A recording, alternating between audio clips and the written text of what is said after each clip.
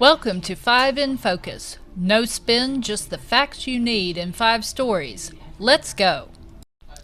First Amendment fracas.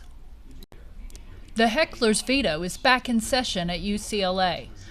We're looking at a total breakdown of campus free speech that every American needs to see.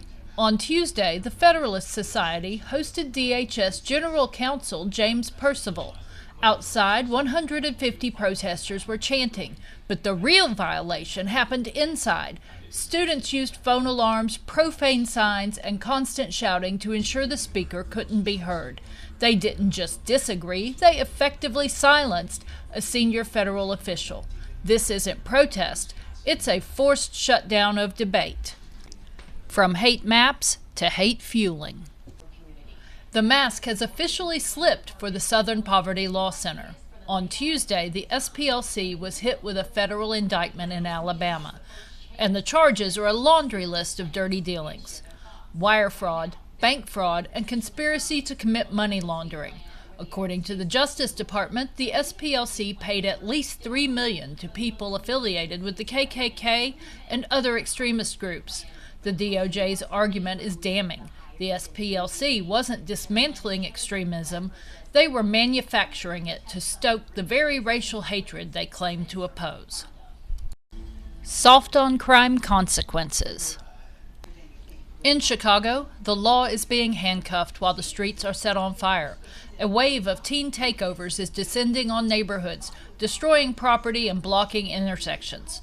But the city's response is a masterclass in soft on crime failure. While residents filmed cars being torched and exploding in the streets, Mayor Brandon Johnson is refusing to even use the word takeover. Instead, he's calling it a teen trend.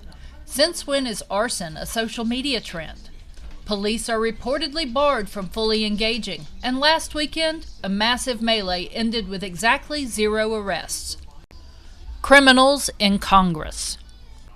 Accountability is apparently stupid now in the halls of Congress. Representative Ilhan Omar is under fire again, not just for massive discrepancies in her financial disclosures, but for the vulgar way she's dodging the questions. Her amended filing shows her wealth dropping from a reported $30 million down to less than $100,000. When a reporter asked how such a mistake happens, Omar didn't offer an explanation, she offered profanity, telling the reporter she wouldn't explain Jack, censored, to the American people. The House Oversight Committee is now demanding records. NGO accountability. A major win for our veterans and a warning to offshore military contractors. The Supreme Court handed down a 6-3 decision that proves being a government contractor isn't a license to be irresponsible, even in a war zone. The case involves an Army specialist permanently disabled after a Taliban suicide bomber attacked Bagram Airfield in 2016. The bomber was actually an employee of the military contractor Fluor Corporation. Justice Clarence Thomas led an unusual coalition, making it clear contractors do not get automatic immunity for conduct that wasn't authorized by the federal government. Accountability matters. 5 stories, 1 reality. If you want the news without the spin, hit that follow button and I'll see you at the next briefing.